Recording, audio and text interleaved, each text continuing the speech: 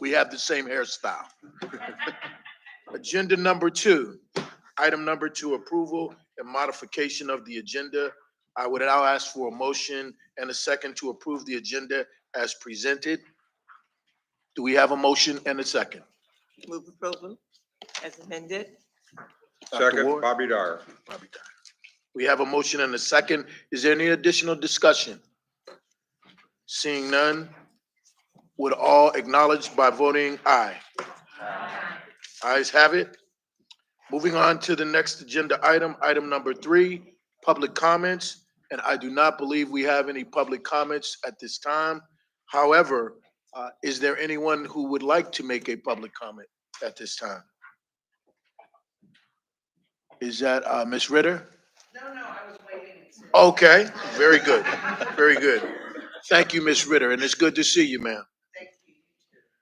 Item agenda number 4, the executive director's report, and Mr. Crum. Yes. Sir, you have the floor. Yes, thank you, Mr. Chairman. Welcome everybody to today's PDC meeting. My monthly executive director's report was included in your agenda for your review. Happy to respond to any questions. Under my report, I would, however, like to call on a couple of our staff members to give very quick updates on a couple of items that we have happening or have been occurring here at the PDC. First, Quan McLaurin. Quan, I'm going to have come on up to the podium and talk a little bit about some of the Title VI work he's been doing, particularly around the training for our staff and our locality partners. Thank you, Bob. Good afternoon, everyone.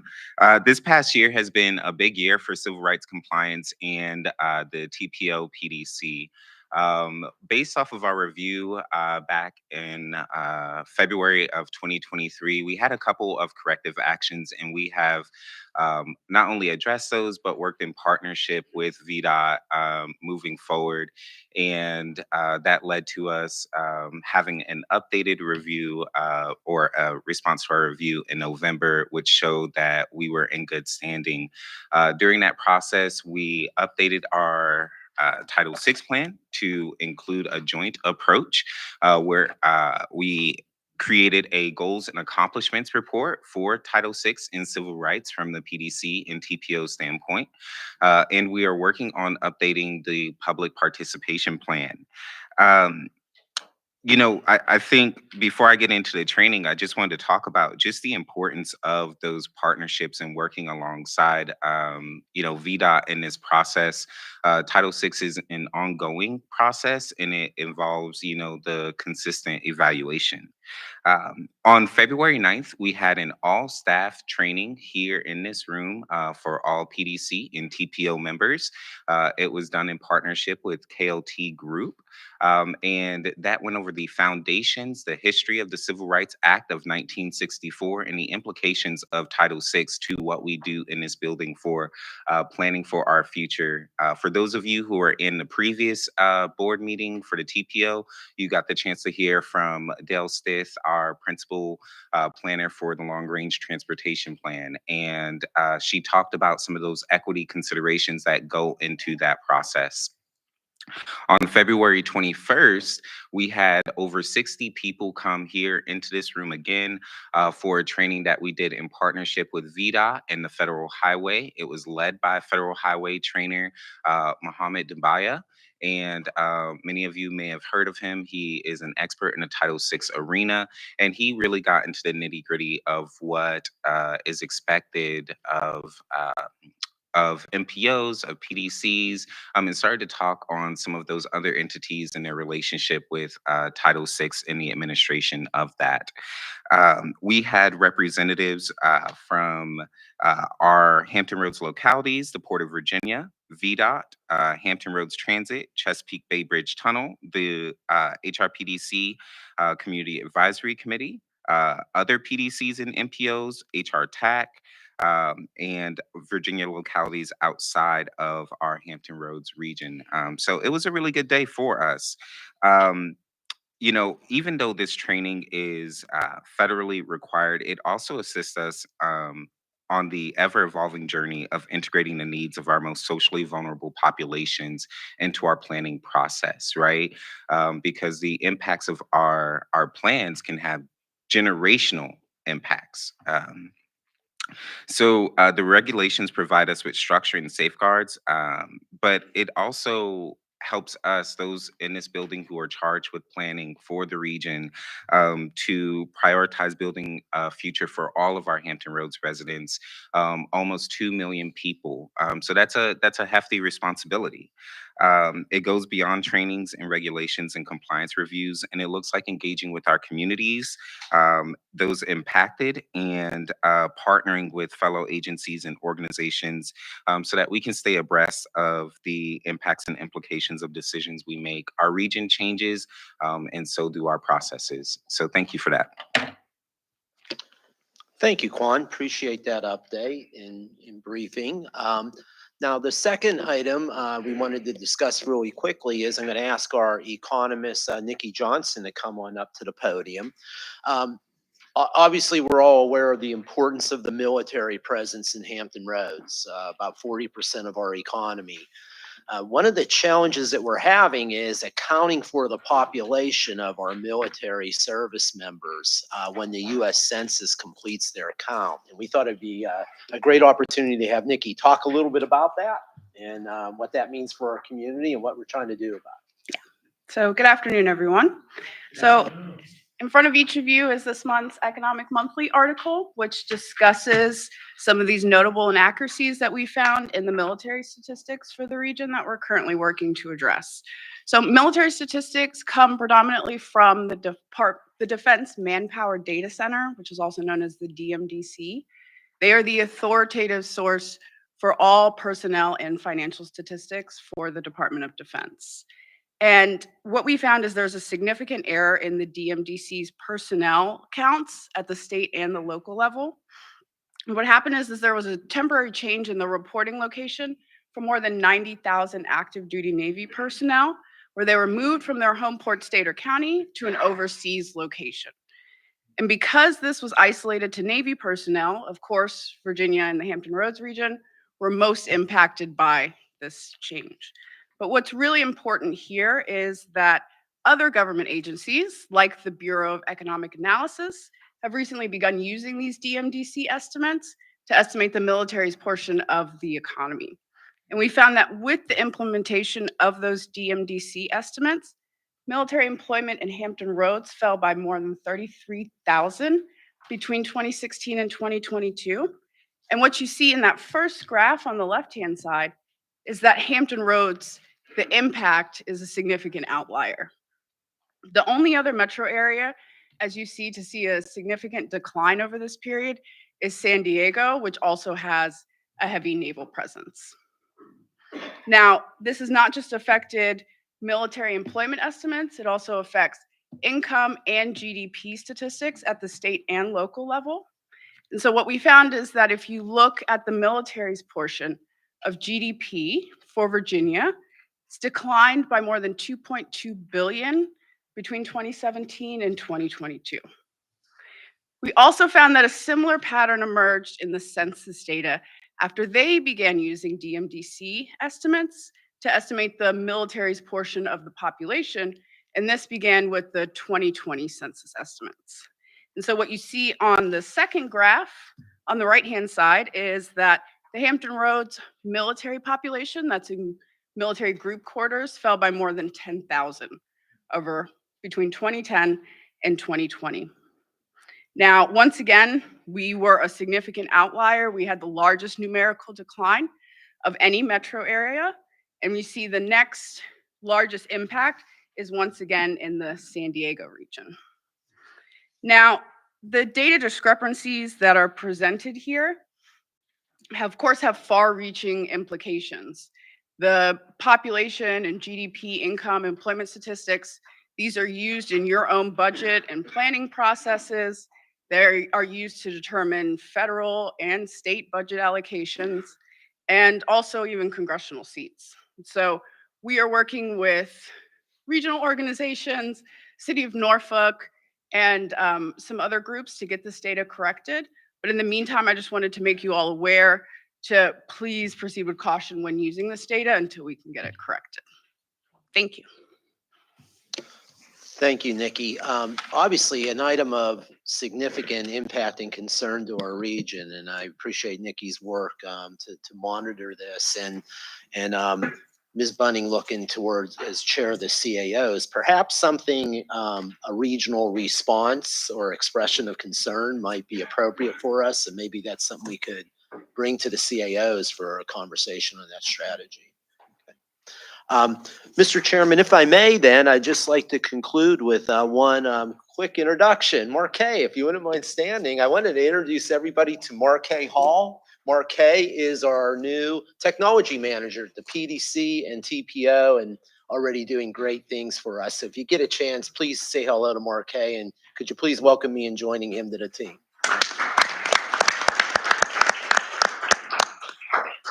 And thank you, Mr. Crum, and absolutely, Marquet, welcome aboard, sir. And we look forward to your continued success here. And thank you for joining the team. In addition to that, if I could just close out what was stated by Nikki, it's critically important, particularly in these times, that we pay attention to the economic impacts to our communities. I can't understress it. And so I understand that Mr. Crum had asked Ms. Bunting and the CAOs to perhaps put together a communication. But it's important that all of us in our localities and in our areas absolutely understand and communicate to our representatives how important these items are to the viability and livability of and the success of our communities. So thank you all for sharing that information, and let us move on then to the next item. Item number 5, consent agenda. And I will call for a motion and a second to approve the consent agenda as presented. Motion to approve, Bobby Dyer.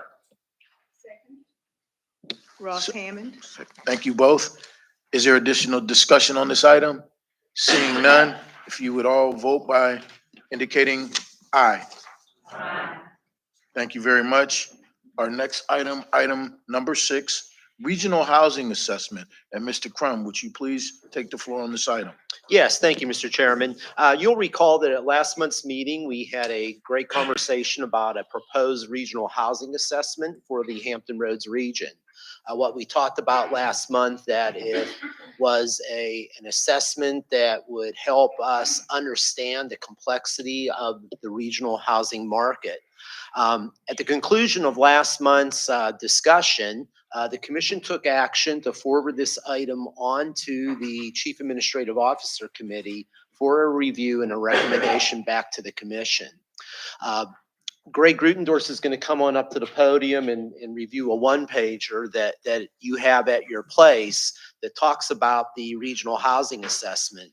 In a high level, what the CAO committee is recommending today is endorsement of the proposed regional housing assessment, that the commission move forward with the assessment, that the local match, and you'll recall from last month's meeting, we believe we can bring $450,000 of outside funding to this initiative.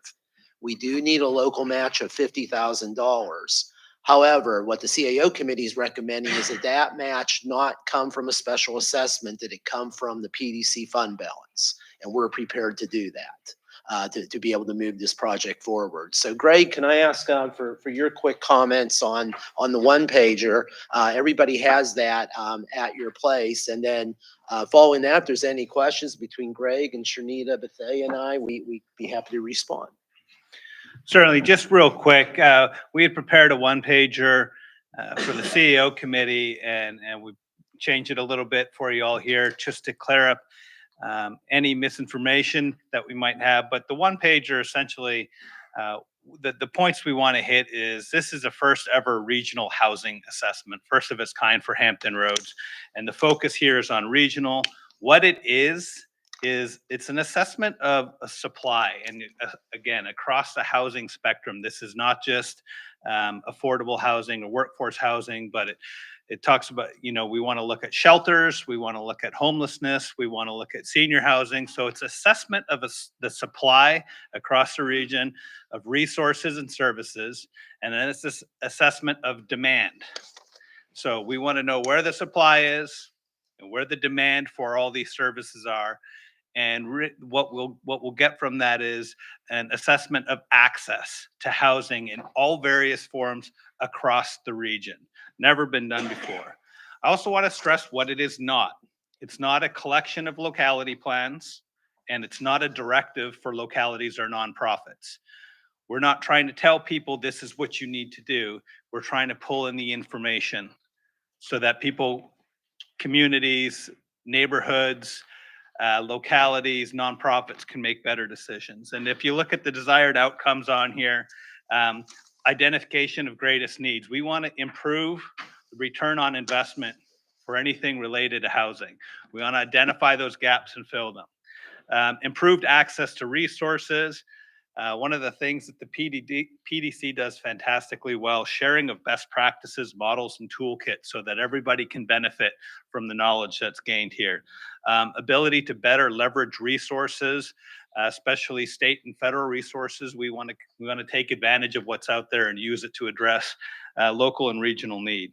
And then an integration between housing and transportation and economic development. Clearly, housing is a economic development issue, transportation issue, and we want to help solve some of those things. And then finally, it's increased quality of life for residents of Hampton Roads, housing for all. That's what the goal of this is. And as Bob mentioned, the $50,000 match that we are looking for will come from the PDC's fund balance. You can see on the right side, there's a list of people who participated in the regional housing work group. So with that, Sharnita and I are happy to answer any questions you might have.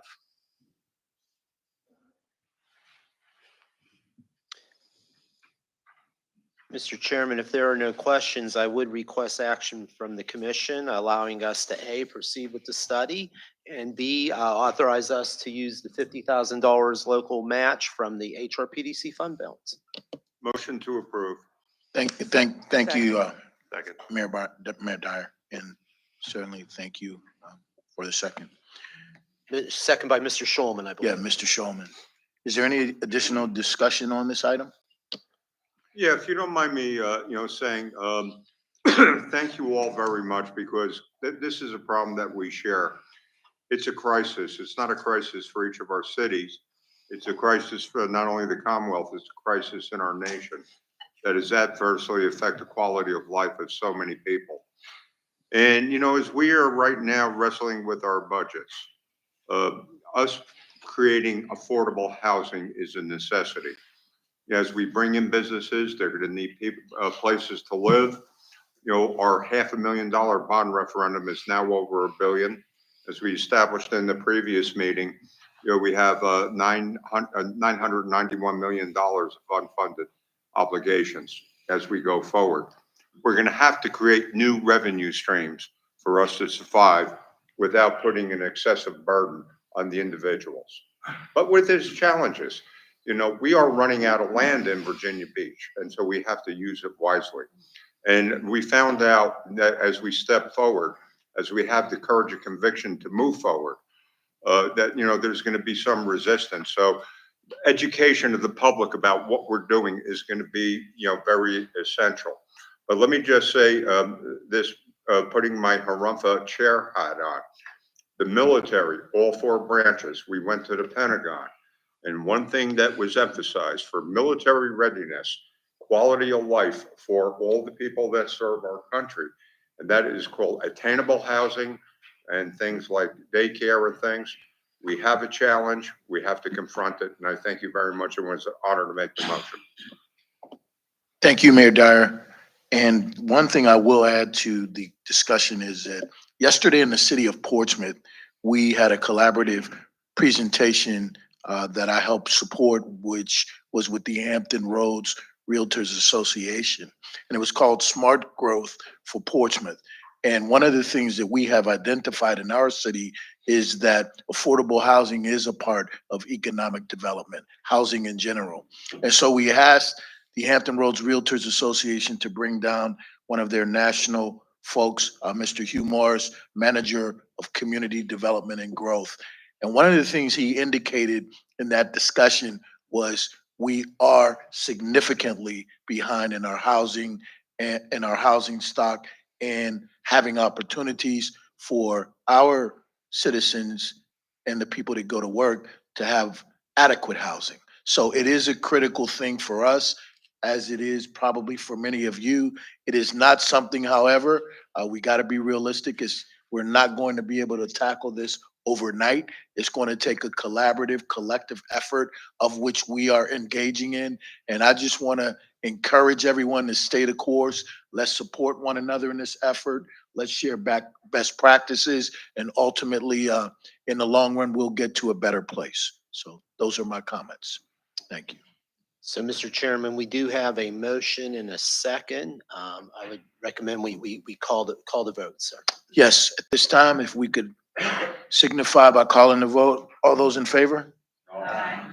Thank you very much. Mr. Grudendorf, thank you. And thank you, Ms. Shanita. Thank you all for your work. Our next item, agenda item number 7, Regional Energy Roadmap. Mr. Doug Smith with the Hampton Roads Alliance. Would you please come forward, sir? So, Mr. Chairman, I believe everyone in the commission knows Doug Smith, President and CEO of the Hampton Roads Alliance. Really excited to have Doug here today to review the Regional Energy Roadmap. So, Doug, thanks for being back. Thank you, Bob, and thank you, Mayor Glover. It's always fun to be with you all, and I'm usually here talking about the Alliance. Today, I'm going to talk about a regional issue that certainly impacts the Alliance and all of you. But I have to say, for those of you that were at our annual meeting, I hope you received a copy of our annual report. It's on our website. There's a code on the back that allows you to get into a deep dive of everything that we've been doing. The quick summary is we had the best year we've had in 25 years. We helped your teams announce 13 projects with almost 3,000 jobs and about $625 million worth of capital investment in for 14 of the communities in here that support us. We're grateful for that support, and look forward to another great year in 24. But what I'm going to do today, and I'm joined by Matt Smith. Matt, if you'll raise your hand. Matt is our Director of Energy and Emerging Technologies. And I think his title, frankly, says a lot about kind of what we're focusing on and what we're seeing happening. I'm going to try to provide some context for you all for discussion. I'm usually here trying to give you a bunch of information, but I really am. I'm going to ask you a couple questions at the end. So I'll go ahead and get you prepped for that. Kind of what are your observations and concerns around energy, and where do you see opportunities for Hampton Roads around energy? So we really do want this to be conversation more than me talking at you all. I'm going to run you through sort of our energy challenges. And when I say our, I mean certainly the region, certainly the state, certainly the country share some very real challenges. Talk to you a little bit about some of the planning that's been going on and what we have done as an organization. Frankly, what you all have done as an organization. Tell you what our objectives are, what it is we're trying to accomplish, but also what we see as some of the opportunities in energy transition. We can argue about sort of the pace of transition to renewable energies, but it's going to happen. And as it happens, there's going to be job opportunities for those regions that stay ahead of it. I want to make sure you realize there's a Virginia energy plan. So I'll talk to you about that for just a second. And then, as I said, I'm really trying to tee up some conversation or discussion. I would argue that for economic development, energy is the issue of our time. It will be the most important issue for certainly the next 10 or 20 years. And we talk a lot about, and we've talked for probably the last certainly 10, if not 20 years, about labor and workforce. And it is critically important to us. And we don't have an adequate supply of the folks that we need to do the important jobs. But if you don't have energy, if you don't have the electricity that you need, you can't have the jobs. What we're seeing is going to be anything you read these days talks about energy demand is going to double certainly in the next 20 years. It will probably double more quickly than that. You can't pick up the Wall Street Journal, the New York Times, Washington Post, any of the national papers and not see an article about energy demand. I just grabbed this. This was last week when I knew I was going to make this. And this is out of the Washington Post. And the headline is, "Amid explosive demand, America is running out of power." And it talks about Georgia and some things happening in Texas. And then it talks about Northern Virginia. Northern Virginia needs the equivalent of several large nuclear power plants to serve all the new data centers planned and under construction. Right? Let that sink in for a moment. When you look at this, is a comment from the Georgia Public Service Commission. When you look at the numbers, it is staggering. it makes you scratch your head and wonder how we ended up in this situation. How were the projections that far off? This has created a challenge like we've never seen before. All right. So I'm going to talk to you a little bit about just reference some of the things coming our way, right? So nuclear development, small modular reactors. I suspect most of you are like me. VPAP puts out that VA news every morning that it probably comes to your phone. There were 3 or 4 articles today about small modular reactors, whether they'll happen in the Southwest or not, or where they'll happen in Virginia. But they are coming. I would argue that nuclear is where offshore wind was 10 or 15 years ago. I've talked to you all a lot about offshore wind. I'm gonna give you a couple of numbers a little bit later, but you all obviously are well aware of what's happening there. You all are all seeing onshore solar projects. Lots of conversations about natural gas. Natural gas is not a bridge. Natural gas is going to be here for decades, and they're doing some really interesting things of how to reduce the carbon footprint. But we need natural gas. And when I was working in Norfolk, we got wrapped around the axle on what was really a small connector project that got all kinds of controversy around. It was really just trying to finish a loop. We had gas coming over from Newport News. We needed gas to come in from Chesapeake so that you could have a redundant loop. You all see this stuff every day. We had just incredible misinformation and painful council meetings over something that really shouldn't have been as complicated as it was, but there's a lot of emotion around these topics. We're doing a lot with hydrogen. Newport News is really getting in front of hydrogen, and I'll talk about that a little bit.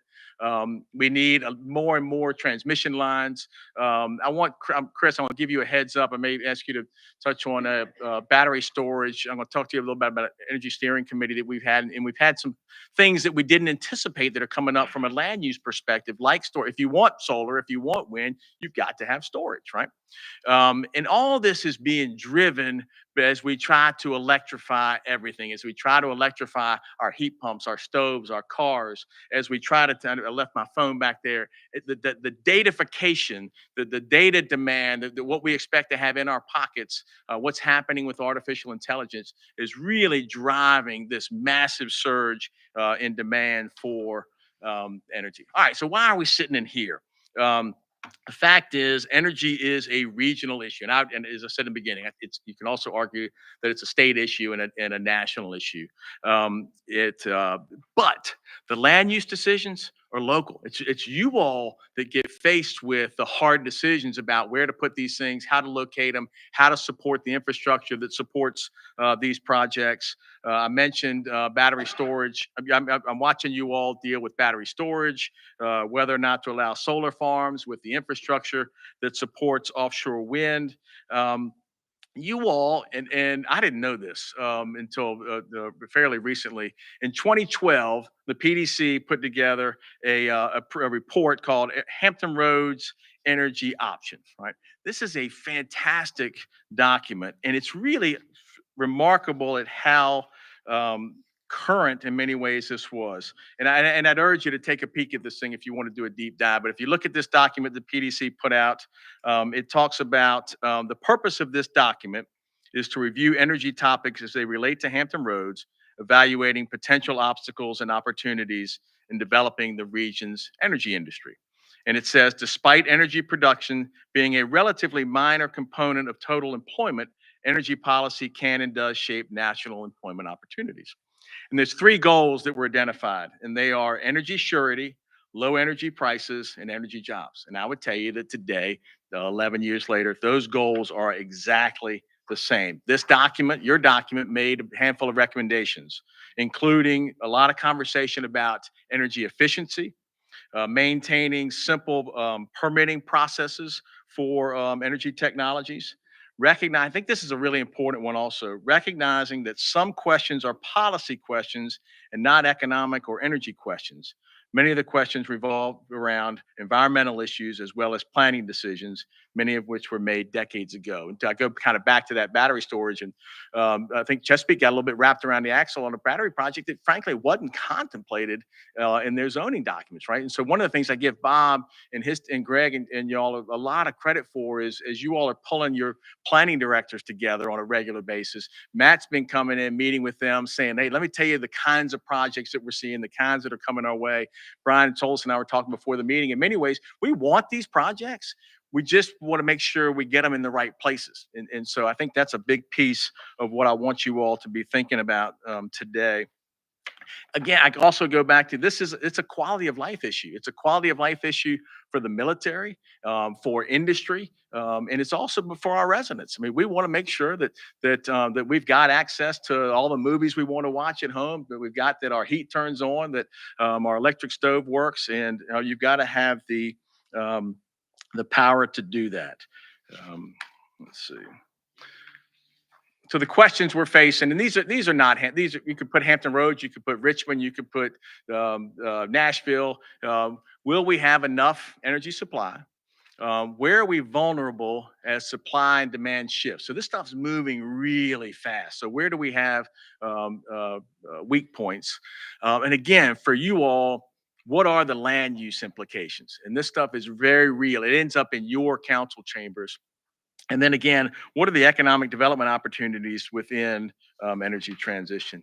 You all will get this. I enjoy this slide because most people, if you ask, aren't as close to this stuff as you are. You say, where do you think all our power, where's the majority of the transmission for power come from in Hampton Roads? And most people will say, natural gas, coal. The reality is, look at 91% of our power, our electricity is generated by nuclear, right? The Surrey power plant. But look at how things change are projected to change over the next 10 and 20 years. And the nuclear isn't going to go down. The reality is you're going to start to really see offshore wind overlaid in there. You're going to see some more solar, and you see how that stuff ramps up over time. This next slide, I think is an interesting one also. PJM is the regional transmission organization that coordinates the movement of wholesale electricity in all or parts of 13 states in the District of Columbia, including Virginia. And this is their graph of what electricity demand is going to do over the next 15 years. And you can see that it is literally doubling in that period of time. And this was, I think for Matt and I, it was when Dominion released their most recent integrated resources plan that they put out every couple of years. And there was a graph not unlike this in that.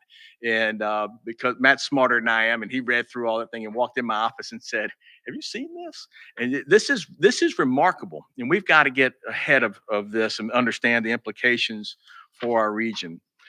You'll remember, those of you that were here probably 4 years ago, we had a lot of frankly controversial conversation about the Atlantic Coast Pipeline. And I stood up here and told the group then that that pipeline was really important to the region. There was a silver bullet in terms of natural gas. There were folks that some wanted the project, some didn't want the project. But when it went away, we had a few learnings. One was we weren't working with our own data. Right? We weren't working with our own information about what the realities were. And when we got some questions, frankly, I didn't have the depth of research to give you all good whole answers. So we got a Go Virginia grant, hired a company out of Denver called PA Consulting, and said to them, listen, we need you to do an analysis of our energy supply and demand in the region, but I don't want a 200-page scientific report. We want a 20-page, 30-page document that acts as a roadmap that really tells us what the realities are, but what some of those solutions are, and what we should be doing as a community. And it focused on three things. I'm sorry that bled out the way it did, but phase one is to assess the current energy supply and demand, right? Just what's out there and what are we going to need? What's the future energy supply and demand going to be? And then what's the roadmap? What's the portfolio of potential uses or sources that can help us solve those needs? And this is a document. I think I've talked to you all about this in the past. We produced this in late 2022. One of the keys, well, I'll come back to this. I'll come back to that point. So the energy roadmap objectives were, and think about that report of y'all's that I talked about, accelerate economic growth in the region. That's about energy jobs. It goes right back to your report. Ensure the region can control its energy future with an accessible and reliable energy supply. Surety. We got to know that we're not going to have rolling brownouts. We got to know that we're going to have power, and then ensure our energy future is also cost effective. So again, that low energy prices. One of the key recommendations the study made was you need a regional energy steering committee, some group that represents local government, regional organizations, state government, the utilities, industry, academic leaders, really having, frankly, hard conversations. And so we did that. We developed this steering committee.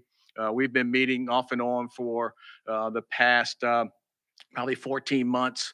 What came out of all of that was the most important thing that we can do is educate and advocate. And I think for you all, we've got to help you get prepared for what is coming into your council chambers, what is the requests and the kinds of projects that are coming, and make sure that you're equipped with the information that you need to make the right the decision for your community.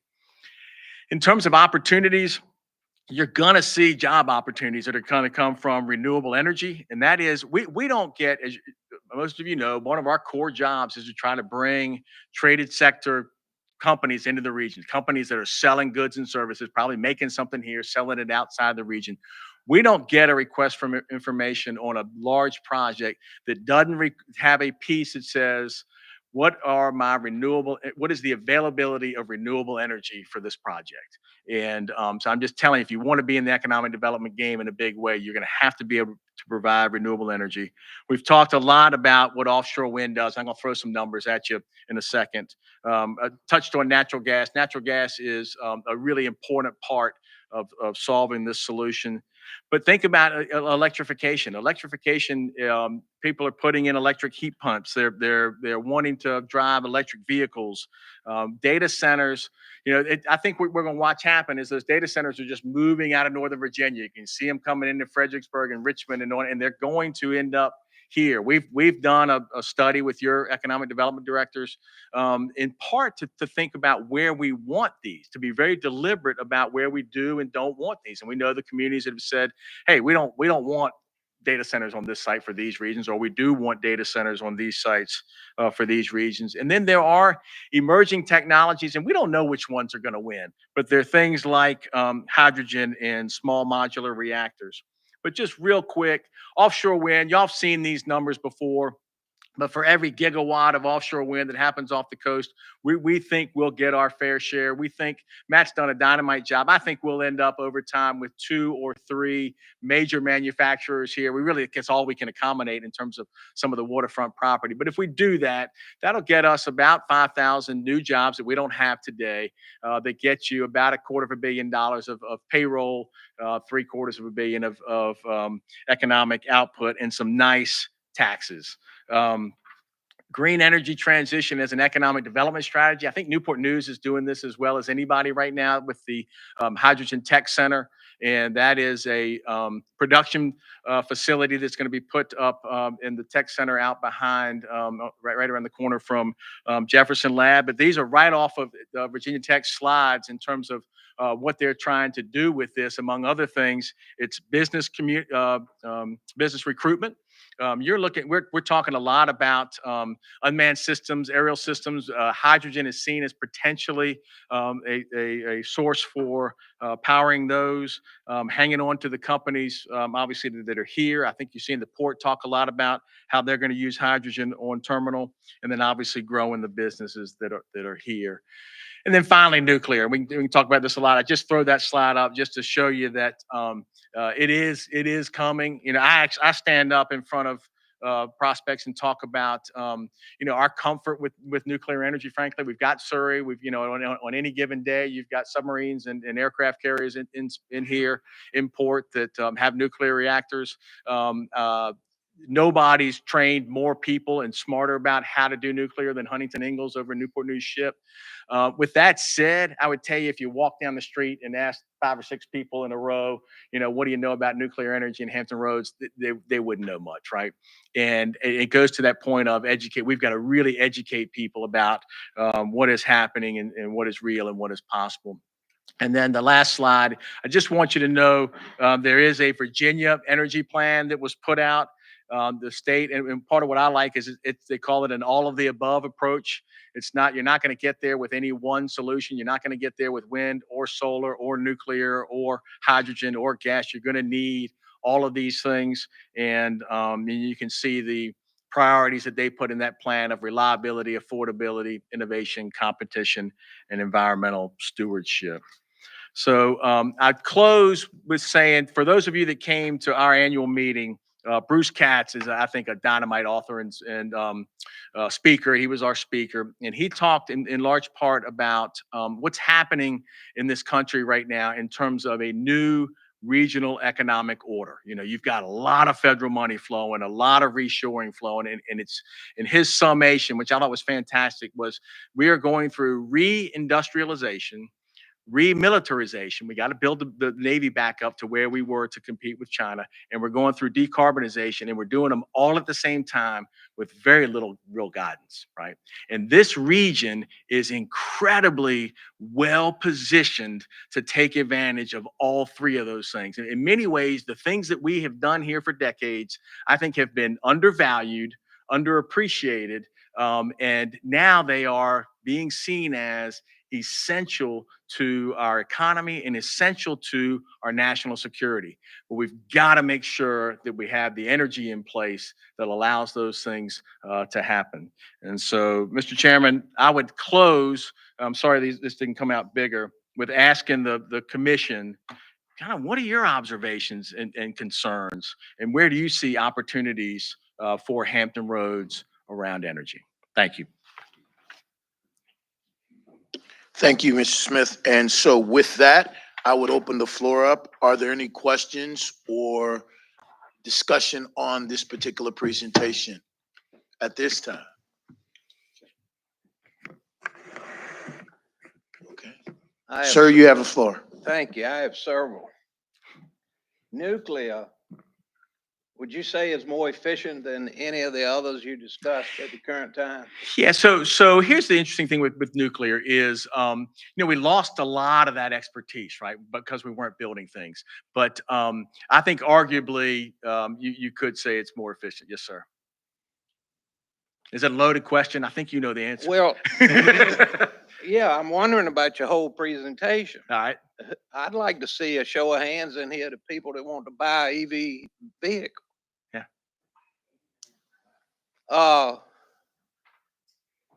And then maybe a show of hands of those that don't. They got them stacked up all over the country. They can't sell them. Yep. They're wearing out and nobody's driven them. So can you square that with your presentation? I have a hard time with this. Yeah. So my squaring is it's not just electric vehicles, right? I would say the bigger issue for you is datafication, right? So look at the data centers that are coming. Look at the demand for what folks are expecting in terms of their phones and artificial intelligence. And I would submit to you that there perhaps is more interest when electric vehicles are done properly in having those over time. Well, it seems to me we ought to have a race for efficiency. Yeah. And give the blue ribbon to the one that wins. Mm-hmm.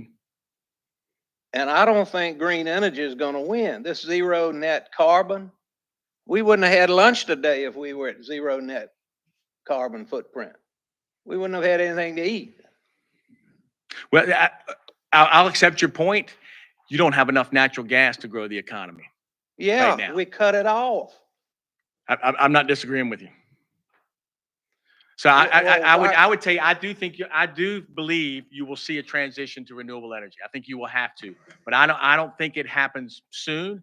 And I think if you look, we don't have the ability to bring enough natural gas in from upstream into the region to get it to Virginia Natural Gas and to get it to Columbia, to get it to your house and my house. That's just and that is a fact.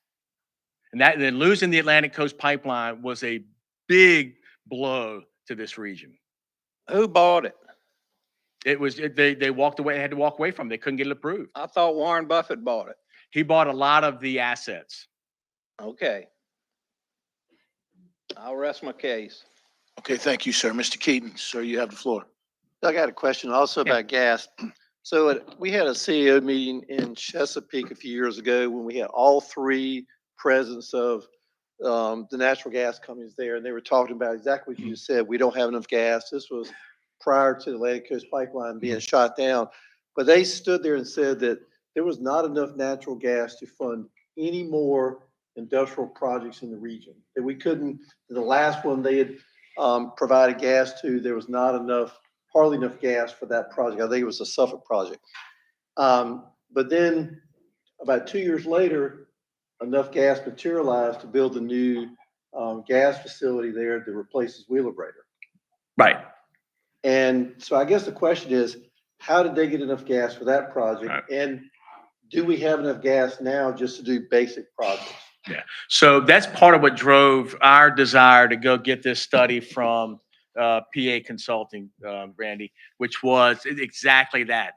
I stood up here and said to you all, this is what we're being told. This is what we believe. And then here comes the Navy announcing this new gas-fired plant that's going to run off a naval shipyard. So this report that we've got validates the limited supply of natural gas coming into the region.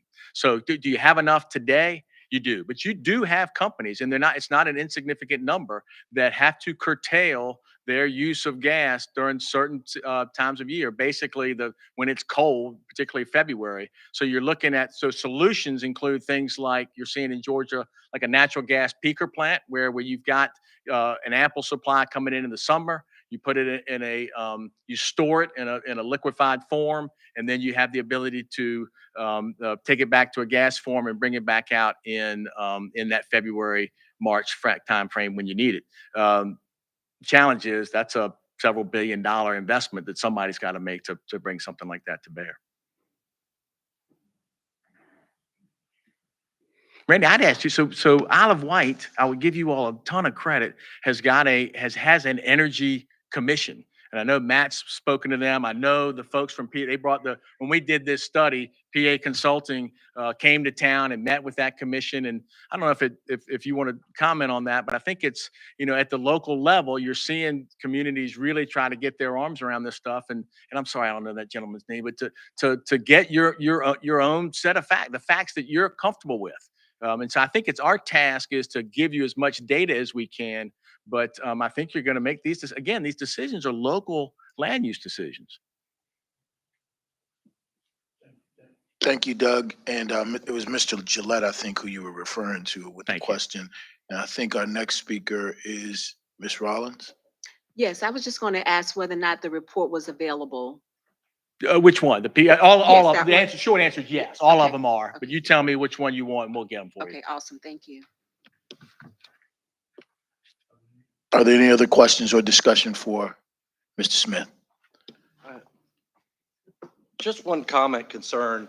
In Isle of Wight County, we're predominantly still volunteer-based fire service. Mhm. And some of the concerns that I have with that is the energy storage aspect of this. Been to some of the some presentations where they've talked about incidents that have occurred in these facilities where they've had fires there and people have been injured, et cetera, along with some of the resources it would take just to manage one of those facilities if they had an issue. Obviously, in Isle of Wight County, we would lean very heavily on our neighbors and the regional assets. But that continues to be a concern of mine when it comes to the hazards associated with the storage of these energies. There's very little information, it seems, out there on where we're going with this to try to mitigate some of the hazards that are associated with the products, I guess, that are used to store this energy. Are you able to speak to that at all? Not with any kind of expertise, but I think it's a perfect example of the kind of local reality that comes with whatever is coming your way, right? And so I think I think it's when I say we, I think it's incumbent upon people in the room, the folks that staff you all, to help you be able to answer those questions, right? And so I suspect, Bob, y'all probably have a public safety committee that's, I don't know if the fire folks meet with any kind of regularity, but I suspect there's somebody there that could answer some of those questions. Chris, y'all probably went through it in Chesapeake, didn't you? We did. So we have it sort of on two fronts. On the first front, from a supply perspective, we have some pretty significant economic development projects in the city, just like y'all do. And some of them are large enough where, forgetting about national energy policy or anything like that, even an all-in strategy, natural gas, electric, solar, it's been difficult to get to the providers to commit to being able to provide enough energy to be able to satisfy the needs of those potential customers. So that's on the supply side. From a land perspective, is we need to be more proactive about when we have major economic development opportunities, proactively planning for maybe on-site, whether it's energy storage or what have you. Although from the public safety consideration, some of those sites are pretty far afield from where we have public safety services. So we're trying to do a lot of advanced planning on that. Sort of getting behind the curve, what Doug mentioned early on is this is a really rapidly evolving industry, and frankly, the city got surprised by some battery storage facilities that came in that were by right uses. So some legacy industrial zoning right next to residentially zoned properties. City council was in a tough spot with no ability to stop the application from moving forward. They had some limited ability to be able to influence the application, to be able to provide buffers and some negotiations with public safety about fire suppression.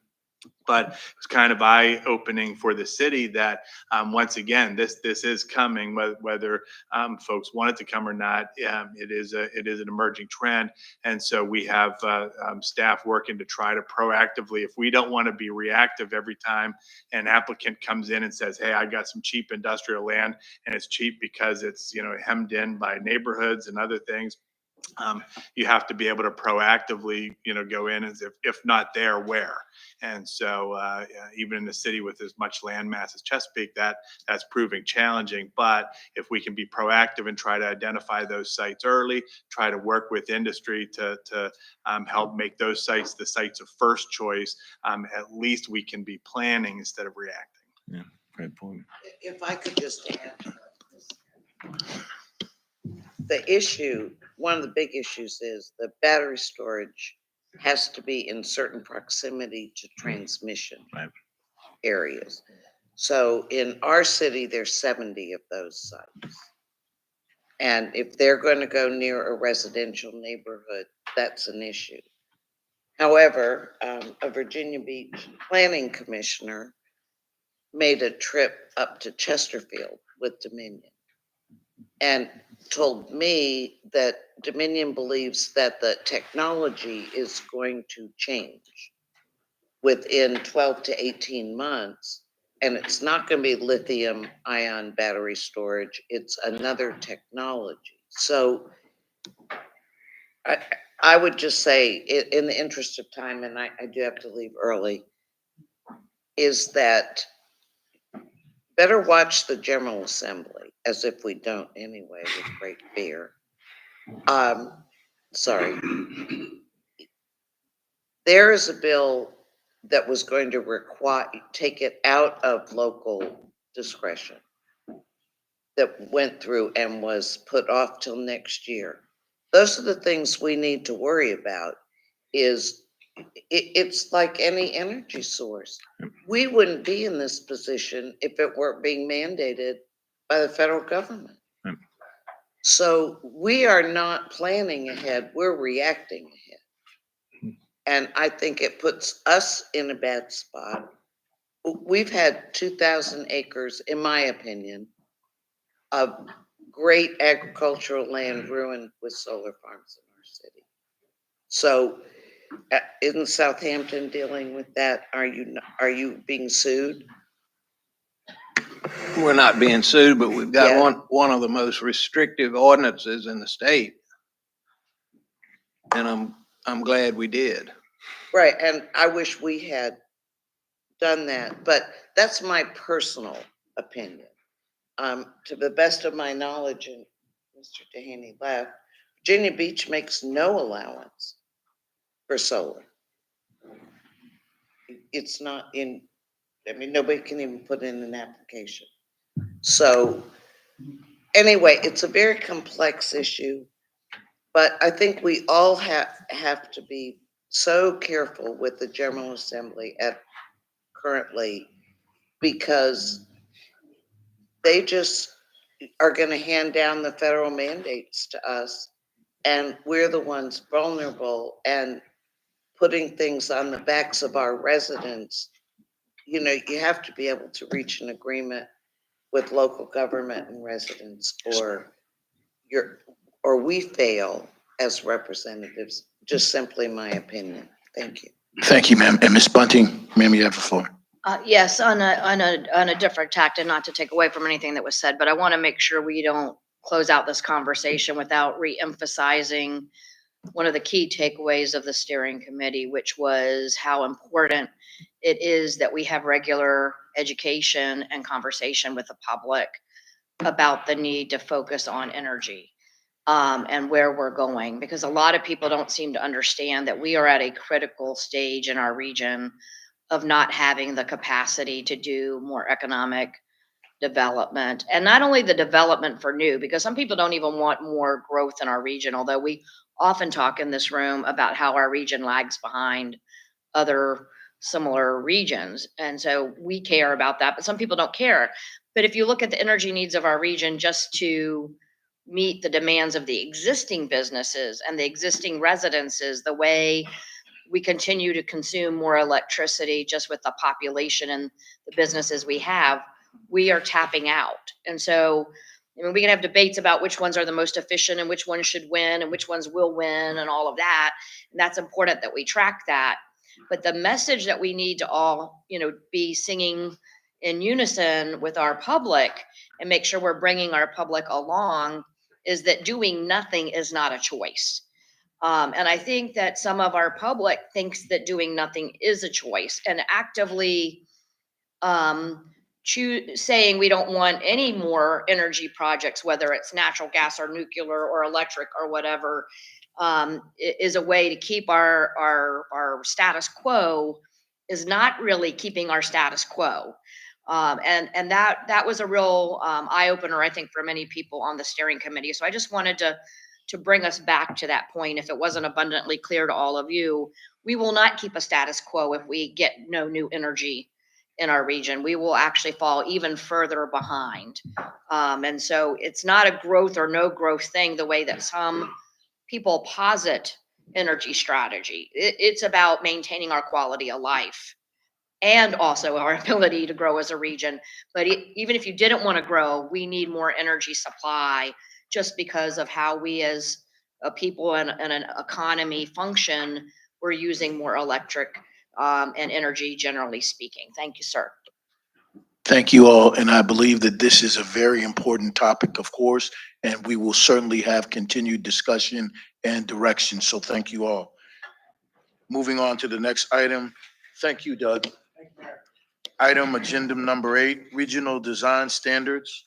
Yes, Ben McFarland, your coastal resiliency officer, is going to present this item on coastal resiliency design standards. All right. Well, good afternoon, everyone. Mr. Chairman, members of the commission. Today I'm going to give you a preview of some of the work that we're doing with the Coastal Resiliency Committee for something that we hope to bring back to you in a few months for a recommended and an action. We're talking about resilient design standards. And when we talk about resilient design, what we mean is designing not just for today's conditions, but also thinking about what things will look like in the future.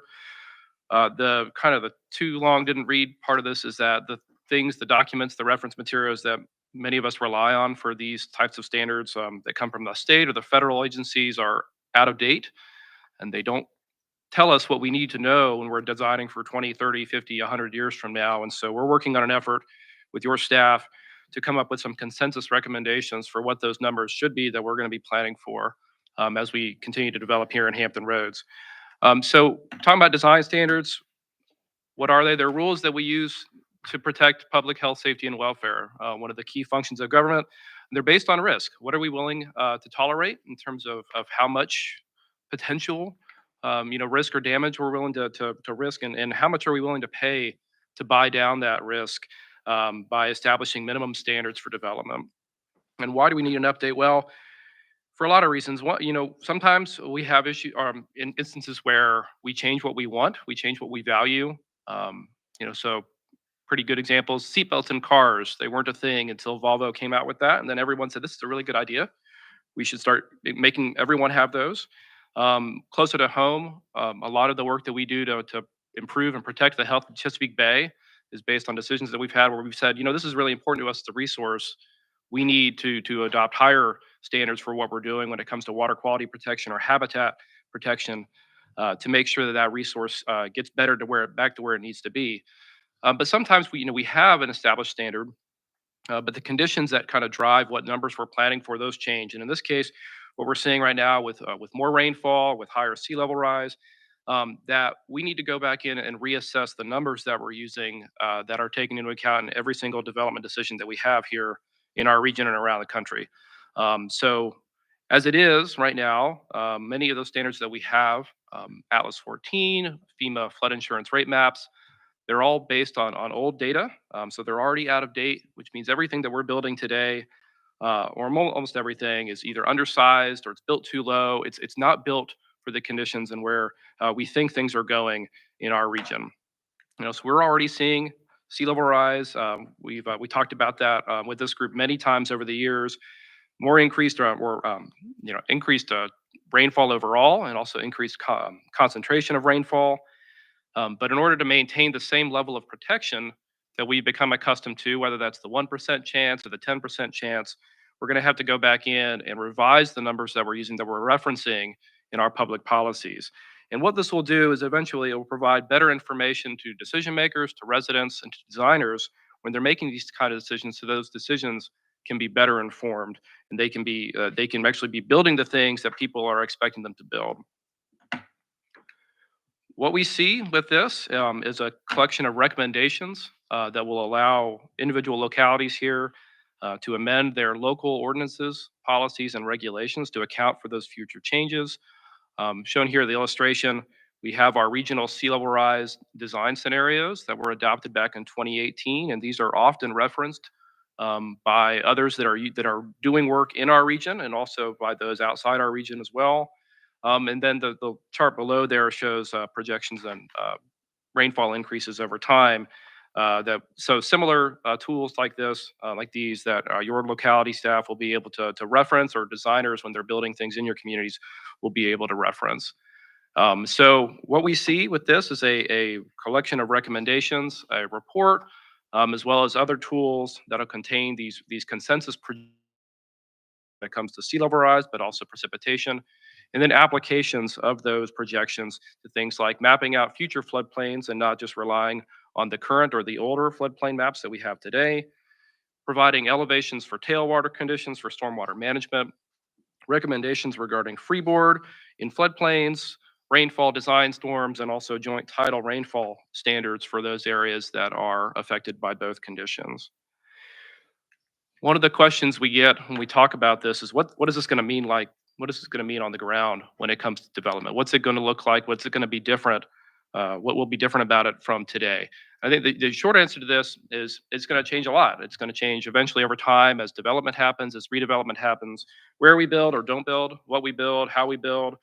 The key, I think, takeaway here is that we can't really control regionally what we endure when it comes to climate change. We don't really have enough wherewithal ourselves to affect how much rain we're going to be receiving or how high the seas are going to go. But we can affect how we respond to those changes. And these rules are going to be the foundation for a lot of those, these guidelines, the foundation for a lot of those decisions that are going to be made over the coming decades. Final takeaway from this, it will be expensive. I think we are entering a more expensive time to live in this world, in our region. It's not all our fault, but we will have to deal with it nonetheless. Either way, there's a cost. It'll be either more risk, or we'll have to pay more for better development, for more resilient development. But we also don't need to wait for others to act for us. We have their information right now. We have guidance, we have tools, we have the staff here at the region and with each of your localities to start improving the policies that we're using to make these decisions every day. And so where we're going with this, as I've mentioned before, we're going to have a collection of recommendations. Obviously, as the PDC, we aren't mandating anything, but we want to provide a document that has consensus recommendations for what we should be planning for, that localities will have the option then to adopt those recommendations piecemeal or in whole. Our goal is to finish working up with those on those recommendations with our Coastal Resiliency Committee, which has representatives from your staffs over the next quarter, and then have a final review with them at their meeting in June, and then to bring it back no later, or to be ready to bring it back to you no later than July of this year. So that's where we're going. I look forward to having more detail for you when we get those recommendations finalized later in the year. Be happy to answer any questions you might have. Thank you, Mr. McFarland. Are there any questions? Dr. Ward, ma'am, you have the floor. And thank you, Mayor Glover. Just one question. So many of the things were talked about and discussed and voted on when we had the Resilience Committee intact, including, looking at raised homes if the area was very low. So I just wanted to know if that report is available to everybody. We have a lot of new members. I know we were looking at it in Chesapeake, but I'm seeing the Resilience Committee, and is that an extension of the one that was established and used in 2018 and came up with recommendations, some of which you alluded to just a few minutes ago in your report? Yeah, so the policy that was adopted by the commission is on our website. I'm not sure of the exact URL. We just got a new website not too long ago, so things have moved around a little bit. That is on there, and all the reports that we put out are also available on our website. Thank you. Thank you, ma'am. Ben, will this follow the same format or the same process as the regional construction standards, where it be updated on a regular basis, or will it be more of a policy type of standard? So I would say not exactly. That's the regional construction standards, and Whitney is really the expert on those. I would say that we will have a report. We do intend to go back and update the numbers on a regular occurrence, and we've done that with the sea level rise scenarios that we adopted. So NOAA had a set of scenarios they identified in 2017 that we based those original scenarios on. They issued new global and national sea level rise scenarios in 2022. We went back and looked at whether or not we should consider changing, and it was not worth it at the time for us to go back through our scenarios at the regional level were still valid. So we do intend to update these as time goes on. And there are a number of efforts underway right now at the state, or more at the federal level than at the state level. I think one of the issues with those is that the timing keeps getting pushed back. So there are updates that are happening, but there are significant delays in those projects. And so every delay, every day, to some extent, matters a little bit when we're building whatever we're building, whether it's a new development or a new building somewhere.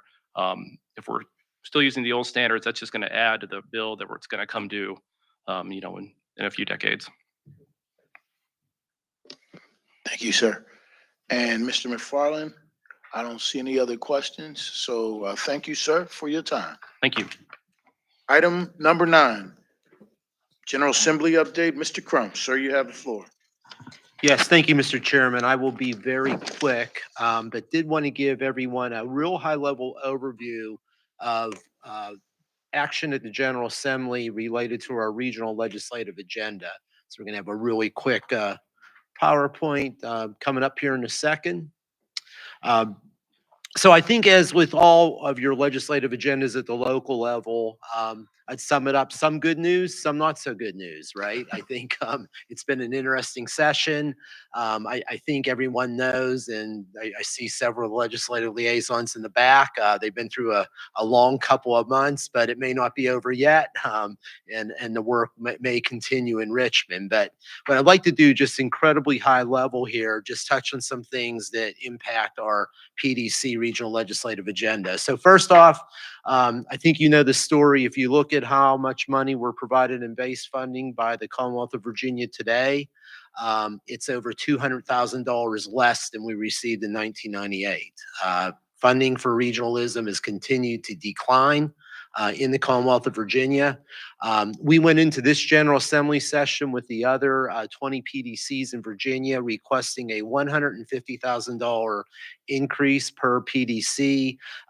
That was quite a journey. Where it ended up in the budget is a $25,000 increase per PDC. So good news, it's better than PDCs have done in over 20 years because we've been on a downward spiral. Bad news is obviously it still is not addressing our significant funding shortages, but we'll continue to monitor and keep you up to date on that, and dust ourselves off and get ready for next year. We'll go in again.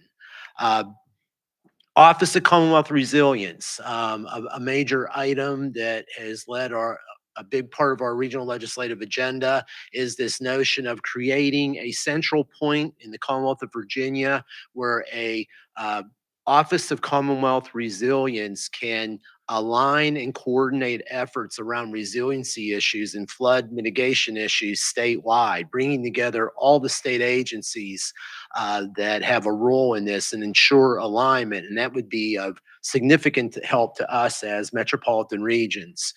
We were really fortunate. Whitney Catchmark served on a work group that provided some great recommendations leading into General Assembly. Some progress this year. The first year of the budget includes $500,000. The second year of the budget, another $500,000 from the general fund. It does establish the Office of Commonwealth Resilience.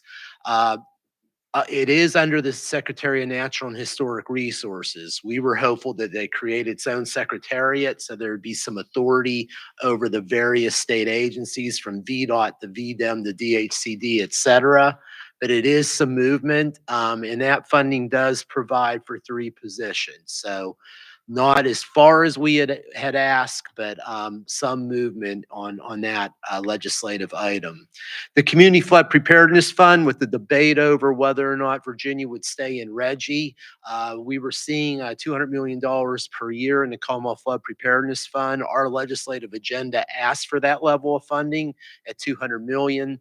The budget has $100 million in the Community Flood Preparedness Fund, which obviously is a fund that's been accessed quite a bit by Hampton Roads local governments.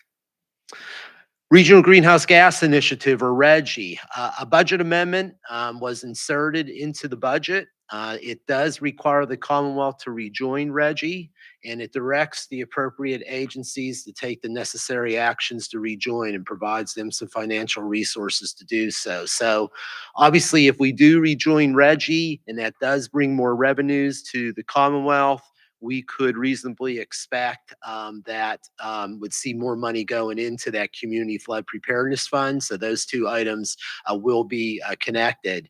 Obviously a pending court case, but the General Assembly has taken action as part of their budget that's awaiting the governor's approval to bring the Commonwealth back into the Regional Greenhouse Gas Initiative program.